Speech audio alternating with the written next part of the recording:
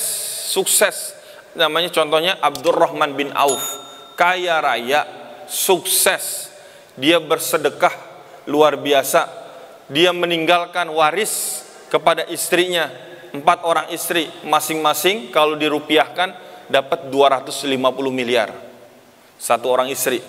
Berarti kalau 4 berapa tuh ya? 1 triliun Pak. Oh, itu hartanya Uwais, hartanya Abdurrahman bin Auf. Berarti kurang lebih hartanya itu 8 triliun Pak. Itu Uwais, itu Abdurrahman bin Auf. Ada Utsman bin Affan yang lembut, pengusaha sukses, penghafal Quran. Ada Abu Bakar As-Siddiq yang luar biasa. Ada siapa lagi? Jadi lengkap. Yang jadi masalah kita itu sekarang mengenalkan orang untuk cinta kepada Allah, untuk sukses di dunia itu orang-orang yang gak jelas. Contohnya ikut motivator gitu kan. Siapa gitu? Mohon maaf, misalnya ada namanya siapa contohnya? Tung Desem, siapa itu? Nah itu kan orang kafir. Orang kafir, tapi kita mempelajari kesuksesan dia. Ini dapat kekayaan, belum satu kekayaan dia tidak sekaya Abdurrahman bin Auf. Kekayaan dia juga tidak sekaya Utsman bin Affan. Tapi kita malah pelajarin orang-orang kafir, motivator, katanya sukses, sebagainya, punya kekayaan segini-segini. Sahabat Nabi lebih kaya Pak. Bahkan ketika mereka itu diminta sama Nabi, Abdurrahman bin Auf itu pernah menginfakkan 1000 ekor onta. 1000 ekor onta. Onta harga berapa Pak? 35 juta paling murah. Kali 1000 itu berapa itu? 35 miliar. Apa ya motivator zaman sekarang itu sedekah sampai 35 miliar? Nah, enggak percaya saya juga. Nah, artinya kita harus mengenalkan orang-orang yang cinta ini kepada anak-anak kita. Kalau bapak ibu kepengen anak-anak kita itu jadi pengusaha sukses, kenalkan Abdurrahman bin Auf, kenalkan Utsman bin Affan. Kepengen jadi pemimpin yang tegas, berani dan sebagainya, kenalkan Umar bin Khattab. Kepengen jadi orang yang berilmu dan sebagainya, kenalkan Sayyidina Ali bin Abi Thalib.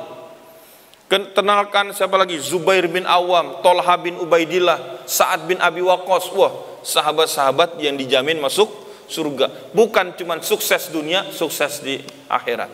Nah, ini cinta. Jadi Abdurrahman bin Auf segitu kayanya, ketika diminta berinfak dikeluarin semua Pak. Bagaimana Umar bin Khattab ketika ketinggalan sholat asar? Cuman ketinggalan sholat asar Pak. Kalau kita cuek banget Pak. Wah bodoh dah sholat asar. Kalau ini sholat asar ketinggalan imam. Jadi imam itu masih ada, sholat itu masih ada. Umar itu datang kucuk-kucuk ketinggalan. Saking menyesalnya Umar itu karena lagi ngurus kebunnya, apa yang dilakukan oleh Umar? Sekebon-kebonnya itu disedekahin semua. Tuh, jadi nggak ada level itu, cuma level 1 mahabbah, suka aja sama kebon. Tapi setelah itu saya sedekahin semua. Ada nggak orang yang sibuk sampai hari ini, sibuk ngurus rumahnya? Mau ngapain Pak? Lagi ngecat saat mau Ramadan. Asar ketinggalan, saya sedekahin satu rumah saya buat Masjid Al-Amin. Nggak ada tuh. Sampai hari ini cerita begitu belum ada kan? Sedekahin satu rumah. Ini ngikutin Umar bin Khattab, luar biasa. Nah, jadi level pertama itu mahabbah, level kedua itu sobabah. Kita itu maksimal hanya sampai level sobabah. Nggak boleh naik ke level al-ishq, lebih tinggi lagi. Cuman kalau suka dengan seseorang, ya udah kita cuman ngikutin. Misal ya, kecintaan dulu sama Ustadz Arifin Ilham, gitu kan. Akhirnya semua orang pakai baju apa Pak? Putih-putih semua, mengikuti. Nah itu level, masuk ke level sobabah. Kecintaan sama Habib Rizik Syihab, pakai baju putih, gamis putih, apa Pak? Sorban putih semuanya. Nah itu sampai level sobabah. Nah pada level berikutnya al-ishq itu ya, sampai kemudian level yang ketiga itu hanya boleh kecintaan kita kepada Rasul Muhammad Sallallahu Alaihi Wasallam. Makanya Umar itu pernah datang kepada Rasulullah, ya Rasulullah, aku mencintaimu setelah aku mencintai diriku. Itu kata Umar. Apa kata Rasul? Kalau begitu kamu belum beriman Umar. Kamu beriman kalau kamu mencintaiku, mencintai Allah dan mencintaiku melebihi dari mencintai dirimu. Nah, jadi level yang ketiga ini kita sampai mau berkorban habis-habisan, Pak. Al-Ishq. Jadi sampai level ini kita mau berkorban habis-habisan itu hanya untuk Rasulullah. Kita itu mencintai Rasul itu melebihi kecintaan kita terhadap diri kita sendiri. Tapi kalau kita masih cinta sama diri kita nih, berarti kita masih lebih tinggi daripada kecintaan kita kepada Allah dan Rasulnya. Berarti kita itu masih menjadikan diri kita itu sebagai tandingan Allah. Dan yang keempat, tatayyum namanya. Ini level yang paling tinggi, bukan hanya cinta, tapi sudah merendahkan diri kita, sudah mengkerdilkan diri kita. Terus apalagi yang hasilnya adalah ketundukan kita terhadap orang yang kita cintai. Nah, jamaah rahimakumullah, itulah level kecintaan kita kepada Allah Subhanahu wa ta'ala. Tidak boleh di level keempat, level ketiga, level keempat ada makhluk yang masuk ke dalam situ. Jadi sampai kita itu tunduk, tidak boleh kecuali tunduk kepada Allah dan Rasulnya. Udah, itu selesai. Makanya syirik pertama yang hadir di muka bumi ini syirik mahabbah, syirik cinta, Pak. Syirik cinta. Makanya hati-hati betul, kecintaan kepada wali-wali Allah yang terlalu berlebihan sampai pada masuk ke level tatayyum ini sudah dilakukan sejak zaman Nabi Nuh alaihissalam. Zaman Nabi Nuh alaihissalam itu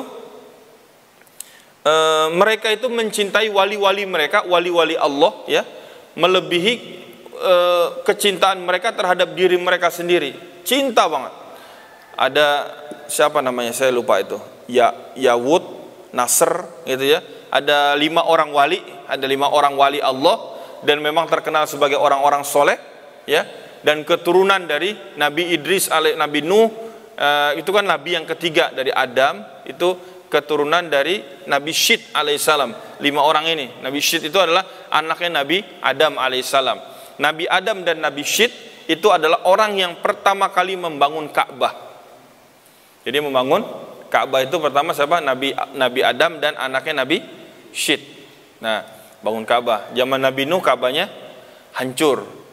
Jadi sudah dibangun Ka'bahnya. Kemudian dibangun lagi lah zaman Nabi Ibrahim dengan putranya Ismail alaihissalam. Nah, jadi jamaah rahimakumullah, ini ada 5 orang anak keturunan dari Nabi Syed alaihissalam, dan memang orang-orang soleh. Kecintaan umat Nabi Nuh kepada mereka itu luar biasa, Pak. Sampai ketika mereka meninggal dunia, jadi kalau dulu ada orang datang dan dikenal sebagai 5 orang ini, kalau mereka berdoa kepada Allah, doa itu dikabulkan. Nah, kemudian ketika meninggal dunia, apa yang dilakukan oleh setan? Datanglah berwujud manusia, datang. Bagaimana kalau kita mengenang jasa mereka? Mengenang jasa mereka gimana caranya? Kemudian setan menganjurkan kita buat patung mereka untuk mengenang wajah mereka. Jadi udah ada zaman Nabi Nuh alaihissalam. Dibuatlah patung pertama untuk mengenang jasa mereka. Lama-lama orang pada datang, setan nyontohin kan, kita ibadah minta. Kenapa? Karena mereka ini orang soleh. Mereka lah yang menyampaikan doa kita kepada Allah Subhanahu wa ta'ala. Nah, ini salahnya di sini. Makanya orang-orang Quraisy juga sama. Mereka mencintai wali-wali Allah. Contoh siapa? Al-Lat. Jadi dengan Uzza, Mana. Itu adalah orang-orang soleh yang hidup di zaman antara Nabi Isa dengan Nabi Muhammad, Pak. Nah, karena kesolehan mereka, orang-orang Quraisy ini suka cinta dengan kesolehan mereka. Akhirnya sama mereka, gimana sama kejadian Nabi Nuh. Gimana kalau kita buat patung mereka? Karena mereka akan menyampaikan doa kita kepada Allah Subhanahu wa ta'ala. Jadi orang kafir ditanya, la in sa'altahum man khalaqahum la yaquluna Allah. Ketika mereka ditanya, kamu itu nyembah patung begini, emang Tuhan kamu siapa sih? Orang kafir jawab, Pak, Tuhan kami itu Allah. Tanya orang Nasrani, Pak, Tuhan mereka siapa? Allah, cuman beda ngomongnya gimana? Allah gitu kan.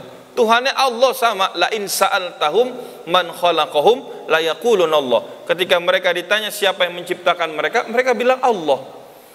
Tapi yang terjadi, mereka mencintai tandingan-tandingan Allah. Akhirnya mereka menjadikan ketundukan kepada patung tersebut dengan harapan orang patung ini akan menyampaikan doa mereka kepada Allah. Nih, jadi ada perantara doa mereka, Pak. Nah, ini yang namanya syirik mahabbah. Syirik mahabbah. Nah, jadi Bapak Ibu rahimakumullah, level kecintaan kita, ya. Jadi kalau kata Ibnu Qayyim itu namanya ibadah itu dua. Yang pertama cinta, yang kedua tunduk patuh. Itu namanya ibadah. Ada orang cinta tapi tidak mau tunduk, berarti itu tidak bisa disebut ibadah. Ada orang tunduk tapi tidak cinta, berarti itu juga tidak disebut ibadah. Sama, misalnya saya cinta sama Presiden Indonesia tapi saya nggak mau tunduk. Nah, jadi nggak bisa disebutin. Saya tunduk tapi saya juga nggak cinta sama dia. Nah, jadi kan macam-macam orang kan. Jadi ini kalau kita disebut ibadah, ketaatan kepada Allah, cinta dan tunduk kepada Allah Subhanahu wa taala. Jamaah rahimakumullah, ada orang-orang yang menjadikan tandingan-tandingan Allah, yuhibbunahum kahubbillah. Mereka itu mencintai tandingan tersebut seperti mencintai Allah. Jadi kalau masuk kepada level kemudian istri betul-betul meyakini bahwa yang memberikan rizki itu adalah suami, ya, dan yang memberikan kehidupan itu adalah suami, berarti sudah menjadikan suami sebagai tandingan-tandingan Allah. Sudah jadiin suami sebagai tandingan Allah. Bapak-bapak kerja di perusahaan, di kantor gitu ya, kemudian meyakini tempat kerja bapak-bapak itu sebagai tempat memberikan rezeki, yang ngasih rezeki. Kalau saya dikeluarin dari sini mau makan apa gitu ya, berarti sudah menjadikan tempat kerja kita itu sebagai tandingan-tandingan Allah. Kita lagi kerja gitu ya, tahu-tahu ada panggilan Allah, Allahu Akbar gitu. Kemudian itu terjadilah pilihan. Ternyata kita lebih milih pekerjaan kita, Pak. Berarti kita menjadikan pekerjaan kita itu sebagai tandingan-tandingan Allah. Harusnya ketika panggilan azan semuanya langsung diapain? Lepasin, Pak. Begitu juga sahabat-sahabat Nabi, luar biasa. Jangankan ini, Pak, ada seorang sahabat umur 40 tahun belum nikah. Sahabat ini terkenal, badannya kecil, rambutnya keriting kriwel, bibirnya tebal, kulitnya hitam.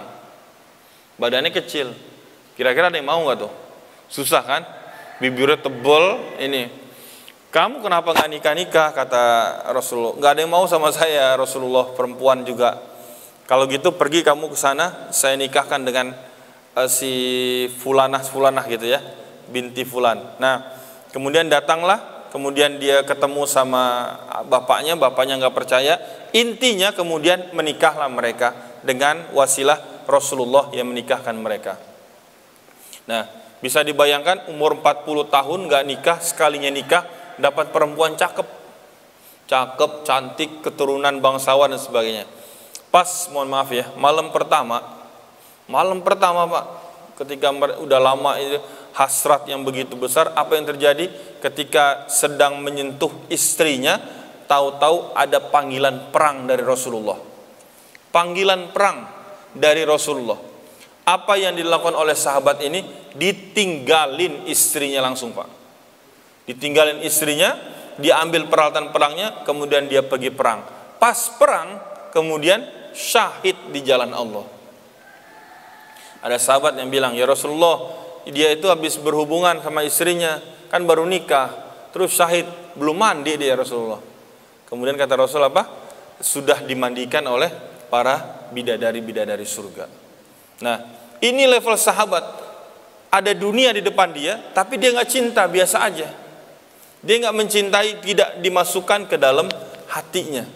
Jadi levelnya cuma level mahabbah aja, udah biasa. Ketika ada perintah Allah, sami'na wa ta'na, nggak banyak nanya, nggak banyak mikir. Nah, sedangkan kita setiap hari berhadapan dengan perintah-perintah Allah, kemudian menguji keimanan kita, apakah kita itu lebih cinta kepada Allah atau lebih cinta kepada dunia-dunia kita.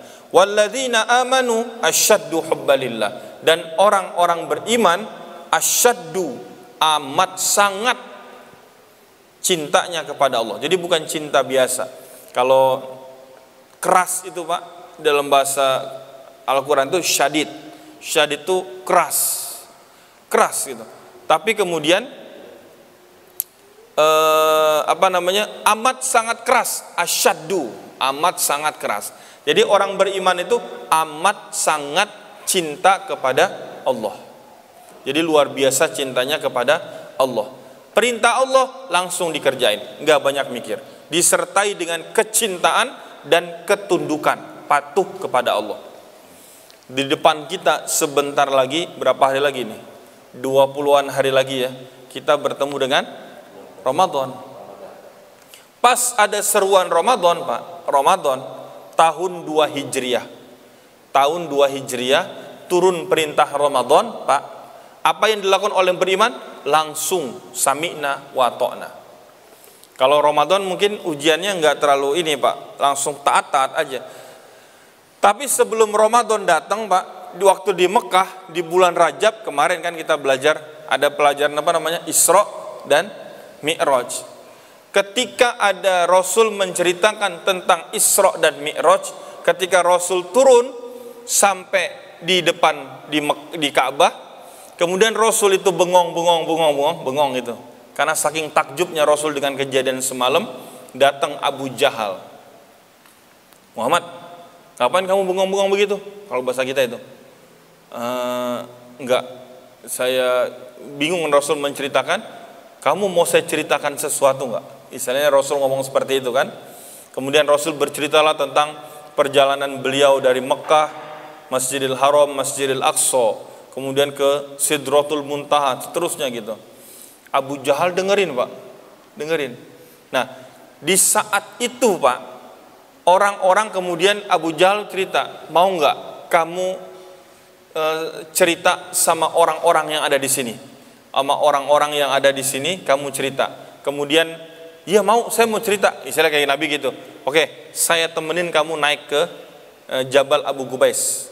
Jabal Abu Qubais itu kalau di Masjidil Haram itu Pak, kalau Bapak ke umroh atau haji kemarin, keluar dari pintu Marwah ya, dari pintu Marwah mau ke arah Zamzam Tower ya, pelataran Masjidil Haram itu Bapak akan melewati sebelah kiri itu ada Istana Raja.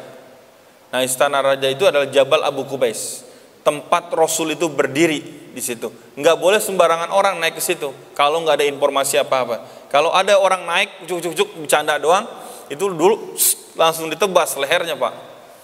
Ini kemudian naik Rasul bersama dengan Abu Jahal. Abu Jahal itu rajanya orang-orang kafir Quraisy. Rasul itu adalah pemimpinnya orang-orang beriman. Jadi orang beriman ngelihat Rasul, orang-orang kafir Quraisy ngelihat Abu Jahal. Ngapain tuh berdua naik ke atas? Dengerin, Muhammad mau menceritakan sesuatu. Akhirnya orang semua pada kumpul semua. Diceritakanlah sama Rasul tentang cerita Isra dan Mi'raj. Tujuannya Abu Jahal kepengen ngeledekin Nabi Muhammad, kepengen ngeledekin. Nah, kemudian Abu Jahal bilang apa? Datang kepada pembesar-pembesar Quraisy, kalian mau nggak kita hancurkan ajaran Nabi Muhammad sekarang? Kenapa? Datang ke sahabatnya namanya Abu Bakar. Kalau Abu Bakar kemudian tidak membenarkan apa yang diucapkan oleh Muhammad, maka sudah hancur agama Muhammad. Karena kenapa? Karena sahabatnya aja sudah nggak percaya. Datang ternyata mereka ke Abu Bakar. Kata Abu Bakar apa? Seandainya, di antara kalimat Abu Bakar ada beberapa kalimat yang masyhur ya. Seandainya kata Abu Bakar, saya melihat tembok ini berwarna putih. Kemudian Muhammad bilang itu hitam, padahal tembok itu betul berwarna putih. Apa? saya akan salahkan penglihatan saya. Saya percaya kepada Rasul Muhammad sallallahu alaihi wasallam. Itu level kecintaan Abu Bakar As-Siddiq. Ketika datang perintah, sami'na wa ata'na, udah dikerjain aja. Saya dengan penuh dengan kecintaan dan ketundukan, ketaatan kepada Allah Subhanahu wa taala. Nah, jamaah rahimakumullah, inilah level ketakwaan kita itu tergantung dari level kecintaan kita kepada Allah Subhanahu wa taala. Di bulan Ramadan dengan semua wasilah-wasilahnya, Allah meminta semuanya dari kita. Ya, semuanya. Allah minta waktu kita yang 11 bulan yang lalu kita hampir mungkin jarang memberikan waktu untuk Allah. Bulan Ramadan Allah minta waktunya. Bahkan 10 hari terakhir Allah minta waktu kita, Pak. Itu yang disebut dengan apa namanya? 10 hari terakhir itu iktikaf. Iktikaf. Diminta, Pak, waktu kita itu untuk diam di masjid 10 hari. Cuman 10 hari dari 360 hari. Tapi ternyata kita aja kadang suka hitung-hitungan itikaf. Udah nggak apa-apa dah, diam dulu di Pak? Malam ganjil aja, diam sini. Lalu terus bilang lagi, udah kita ngalong aja. Ngalong apa itu? Datang habis sisa, pulang sebelum subuh, itu namanya ngalong. Tapi nggak ada istilah ngalong itikaf gitu. Itikaf itu apa? Berdiam diri. Bahkan ketika Rasul itu keluar, kepalanya dikeluarin itu cuma untuk dibersihkan, disisirin sama Aisyah. Istilah sampai Rasul itu nggak keluar, Pak, sampai tidak keluar dari masjid. Bahkan ketika hari ini tahun terakhir kemudian Rasul tidak beritikaf lagi, Rasul itu sudah beritikaf 20 hari di bulan Ramadan. 20 hari. Nah, Bapak-bapak yang merasa ini tahun terakhir, ya udah itikaf 20 hari di masjid. Ya, yang merasa kayaknya saya udah gak ketemu lagi Ramadan tahun depannya. Jadi apa? Udahlah saya 20 hari di masjid dah. Nah, itu ngikutin sunnah Nabi, Pak, ngikutin. Jadi bentuk kecintaan Allah meminta kita semua tuh, diminta semuanya di bulan Ramadan. Waktu kalian cinta sama istri, tinggalin istri kalian siang hari. Malam masih boleh. Diminta. Kalian cinta sama Allah, sama aku, baca Quran. Kan gitu. Baca yang nggak pernah dibaca, sibuk nggak pernah dibaca selama ini, sekarang baca. Hatamin tuh Quran. Bulan Ramadan, syahrul Ramadan alladzi unzila fihil Quran. Bulan Ramadan, bulan diturunkan Al-Quran. Rasul kemudian mengulang hafalannya itu di bulan Ramadan. Bagaimana imam-imam, para ulama-ulama terdahulu, Imam Syafi'i, kemudian Imam Hambali, Imam Ahmad, mengulang bacaannya dalam satu bulan 60 kali hatam. Ya, nah kalau kita diminta tuh, Pak, maksimal ibadah di bulan Ramadan. Terus diminta perjuangan kita masuk ke masjid untuk bisa mengerjakan sholat. Sholat diminta semuanya di bulan Ramadan tuh. Wujudkan, buktikan cinta kita kepada Allah. Bahkan harta kita disuruh oleh Nabi untuk bersedekah di bulan Ramadan. Sedekahnya Nabi itu di bulan Ramadan lebih dermawan di bulan Ramadan dibanding bulan-bulan yang lain. Bulan lain aja udah dermawan banget, apalagi bulan Ramadan. Bahkan kalau ada angin yang bertiup, Rasul itu ngeluarin duitnya lebih cepat lagi, Pak. Ada duit, langsung keluarin. Sedekahin. Jadi Allah meminta semuanya di bulan Ramadan sebagai bukti cinta kita kepada Allah Subhanahu wa taala. Yang ujung Ramadan nih adalah la'allakum tattaqun. Kita itu menjadi orang yang bertakwa. Uniknya, Pak, juz keempat awal, ayat pertama juz keempat, kata Allah apa? Lan tanalul birra hatta tunfiqu mimma tuhibbun. Kamu itu tidak akan sampai ke derajat takwa paling tinggi, kata Allah, sebelum mau memberikan apa yang paling kamu cintai. Tuh, jadi apa yang paling kita cintain, berapa duit yang paling kita cintain, itu yang mau kita kasih. Nah, kita itu tidak akan sampai ke derajat takwa kalau tidak mau memberikan apa yang paling kita cintai. Kalau kemarin kita sayang sama harta kita, maka Ramadan itu kita mau mengorbankan semua harta kita. Kalau kemarin Bapak sayang sama keluarga Bapak, maka Ramadan kita tinggalkan sebentar, kita ibadah lebih banyak di bulan Ramadan. Di masjid, kalau memang ada rezekinya dia Pak, bisa mengerjakan ibadah di rumah Allah untuk mengerjakan umroh ya, umroh di bulan Ramadan itu adalah seutama-utama umroh, seperti haji bersama Rasulullah. Haji bersama Rasulullah Pak, pahalanya. Kalau haji belum tentu Bapak haji bersama Rasulullah, tapi Bapak umroh bulan Ramadan itu seperti orang yang berhaji bersama Rasulullah. Kalau sayang sama rumah, enak rumah dan semuanya gitu ya, pakai AC, pakai ini, bulan Ramadan diminta Bapak untuk itikaf di bulan Ramadan. Nah, makanya untuk menghindari kenyamanan itu, kalau saya itikaf 10 hari itu di Masjid At-Ta'awun Puncak Pak. Kan lumayan sejuk-sejuk kayak punya AC kan gitu. Jadi mengalihkan rumah. Dan yang kedua agak jauh dari rumah. Jadi kalau dekat rumah bawaannya mau pulang mulu saya. Pulang mulu. Jadi kalau saya pergi agak jauh, agak susah pulang, jadi nggak pulang-pulang. Nah, mudah-mudahan kita bisa membuktikan cinta kita di bulan Ramadan ini, membuktikan cinta kita kepada Allah Subhanahu wa taala. Ada pedagang Pak di Rawasari, tempat saya dulu belajar di Rawasari, SMA, SMP di Rawasari Pak, Cempaka Putih. Waktu saya SMA itu, beliau itu dagang soto Lamongan. Setiap hari pergi ke pasar, bawa gerobak habis sholat subuh, itu selalu rapi, kayak orang mau berangkat kerja Pak. Pakai baju kemeja, dimasukin, pakai sepatu kulit, sepatu mengkilat banget sepatunya. Padahal kerjanya cuma jualan soto. Didorong sama istrinya pakai jilbab, pakai baju kantor perempuan blazer ya. Blazer rapi bener, wangi kayak orang mau pergi ke kantor. Jadi ibu-ibu termasuk nenek saya waktu itu senang banget beli soto di situ karena orangnya rapi, bersih, wangi pagi-pagi ya. Dan ini Masya Allah, jadi pas bulan Ramadan dagangan stop total. Jadi dia nggak dagang sama sekali. Kenapa Pak? Nggak dagang Bang. Saya mau ibadah sebulan, 11 bulan udah cukup nyari rezeki. 1 bulan saya mau ibadah total sama Allah. Nah luar biasa tuh. Omongan itu saya sampai sekarang masih ingat banget. Udah lama banget padahal ya. Nah mudah-mudahan kita bisa mencontoh kebaikan-kebaikan seperti ini, bisa maksimal dalam ibadah, dalam ketaatan, wabil khusus di bulan Ramadan. Allahumma barik lana fi Rajab, mudah-mudahan Allah berkahi kita di bulan Rajab kemarin, wa Sya'ban, Allah berkahi juga kita di bulan Sya'ban ini, wa ballighna Ramadan, dan disampaikan dengan bertemu dengan bulan Ramadan nanti insya Allah, amin ya rabbal alamin. Bapak Ibu jamaah rahimakumullah, ini tentang terjemah ayat surat Al-Baqarah 165 ya. Insya Allah kita akan lanjutkan. Kalau tidak salah kemarin dikasih jadwal tanggal 18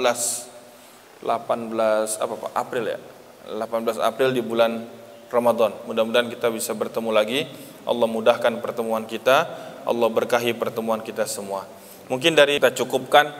Mudah-mudahan Allah berkahi kita semua. Allah berkahi waktu Bapak Ibu semua. Allah berkahi rizki yang telah Bapak Ibu keluarkan. Semua harta yang disedekahkan, yang diwakafkan di jalan Allah, di masjid ini ataupun di tempat-tempat lain, mudah-mudahan Allah berikan ganti dengan rizki yang lebih baik. Mudah-mudahan Allah kemudian menghapusin semua dosa-dosa kita, melipat gandakan pahala kita semua. Allah berkahi waktu kita menunggu Ramadan, Allah berkahi kita di bulan Ramadan, Allah sampaikan kita bertemu dengan Ramadan, dan mudah-mudahan kita bisa menjadikan Ramadan ini adalah Ramadan yang terindah, yang terbaik dalam hidup kita. Yang sakit mudah-mudahan Allah sembuhkan sakitnya, yang banyak masalah Allah berikan jalan keluar, Allah lunasi semua hutang-hutang kita semua, Allah jadikan keluarga kita sakinah mawaddah. Bismillahirrahmanirrahim. Alhamdulillahi rabbil alamin arrahmanir rahim maliki yaumiddin. Iyyaka na'budu wa iyyaka nasta'in. Ihdinas siratal mustaqim. siratal ladzina an'amta 'alaihim ghairil maghdubi 'alaihim waladdallin. Amin.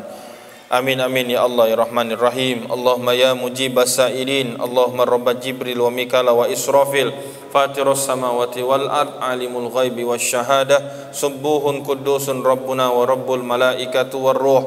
Allahumma ighfir lana dhunubana wa liwalidaina warhamhum kama rabbawna sighara, wa li jami'il mu'minina wal mu'minat wal muslimina wal muslimat al-ahya'i minhum wal amwat, innaka sami'un qaribun mujibud da'wat ya qadiyal hajat. Rabbana hab lana min azwajina wa dhurriyyatina qurrata a'yun waj'alna lil muttaqina imama. Allahumma barik lana fi Rajab wa Sya'ban wa ballighna Ramadan wa ballighna Ramadan wa ballighna Ramadan. Allahumma la sahla illa ma ja'altahu sahla wa anta taj'alul hasna idza syi'ta sahla. Ya Allah, ya Fattah, ya Razzaq, ya Alim, ya Hakim, puji syukur kami panjatkan kepadamu ya Allah. Engkau gerakkan hati kami untuk senantiasa berjihad di jalanmu ya Allah. Balas semua kebaikan-kebaikan kami dengan pahala berlipat ganda ya Allah. Balas semua keburukan kesalahan kami dengan ampunanmu ya Allah. Jadikan jiwa-jiwa kami mutmainnah, keluarga kami sakinah, putra-putri kami solih dan solihah, rezeki kami senantiasa melimpah halal dan berkah, panjang umur dalam rahmah, wafatkan kami semua dalam husnul khatimah. Jadikan kuburan kami kelak ya Allah raudhah min riyadil jannah. Rabbana atina fid dunya hasanah wa fil akhirati hasanah wa qina adzabannar. Wa sallallahu ala sayyidina Muhammadin wa ala alihi wa sahbihi ajma'in. Subhana rabbika rabbil izzati amma yasifun wa salamun alal mursalin walhamdulillahi rabbil alamin. Demikian, yang benar hanya dari Allah, yang salah dari saya pribadi. Mohon dibuka pintu maaf yang sebesar-besarnya. Kita tutup dengan hamdalah. Alhamdulillahi rabbil alamin. Kifaratul majlis. Subhanakallahumma wa bihamdika asyhadu an la ilaha illa anta astaghfiruka wa atubu ilaik. Wabillahi taufiq wal hidayah. Wassalamu alaikum warahmatullahi wabarakatuh.